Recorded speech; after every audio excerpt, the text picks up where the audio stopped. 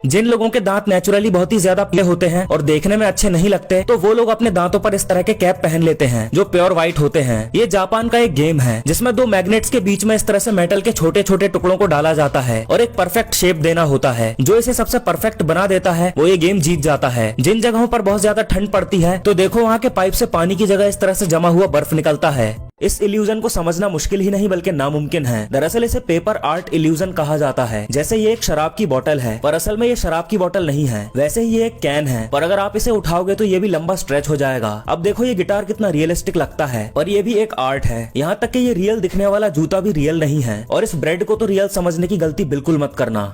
देखो ये है रस्ट रिमूवर स्प्रे। इसकी मदद से आप किसी भी चीज पर लगी जंग और किसी भी गंदी चीज को एकदम क्लीन कर सकते हो, वो भी बिना ज्यादा मेहनत किए। अब इसे देखो, ये वाइपर सारा पानी और गंदगी अपने अंदर एब्जॉर्ब कर लेता है। इसकी मदद से फर्श को साफ करना और सुखाना बहुत ही आसान है। इसमें लगा स्पंज सॉफ्ट और कमाल का है और इसे इस तरह से दबाकर सारी गंदगी बाहर निकाल सकते हैं। इस खोलती हुई चीज को देखकर आपको यही लग रहा होगा ये कोई लिक्विड है, लेकिन ऐसा नहीं है क्योंकि ये एक पाउडर है जिसे थर्मोप्लास्टिक को पीसकर बनाया गया है और इस प्रोसेस को थर्मोप्लास्टिक पाउडर कोटिंग कहा जाता है। और इसका इस्तेमाल मेटल को कलर करने के साथ साथ उसकी ड्यूरेबिलिटी को बढ़ाने के लिए किया जाता है, क्योंकि ये एक तरह से कलर की तरह ही काम करता है जो कि मेटल के कांटेक्ट में आते ही तुरंत उस पर चिपक जाता है। इसे जॉर्बिंग बॉल कहते हैं, जिसे खासकर बच्चों के लिए बनाया गया है, जिसमें पहले तो एक बच्चा इसके अंदर जाता है, फिर इसमें हवा भरने के लिए पाइप को इसके अंदर डाल दिया जाता है, जिसके बाद धीरे धीरे इस बॉल में हवा भरने लगती है और देखते ही देखते इसमें हवा पूरी तरह से भर जाती है। फिर आखिर में इस पाइप को निकालकर इसे पैक कर दिया जाता है और फिर इसे ले जाकर पानी में छोड़ दिया जाता है और ये बॉल बच्चे के साथ साथ पानी में तैरने लगती है।